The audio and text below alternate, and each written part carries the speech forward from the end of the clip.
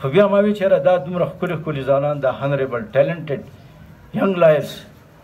نو د دوی سره خو زما انټرکشن هم نه دی شوی د دوی سره زما چېرته ملاقات هم نه شوی زه 35 سال وروستو دې تحصیل ته راوختلم په منځ کې زه راغلی یم خو تحصیل ته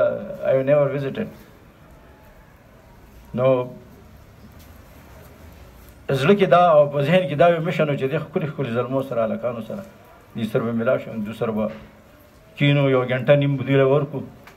د دوی نه به څه زده کړو واورو او د خپل مات ګډ خیالات به د دوی سره شیر کړو دا کومې خبرې نورې چې تاسو وکړلې نظیر صاحب مشکلات ستونزې هغه په هر لیول موجود دي ځکه چې زمونږ کوم گورنمنٹ سسٹم ایڈمنسٹریشن ټول کرپټ دی یو شی پکې ټیک نشته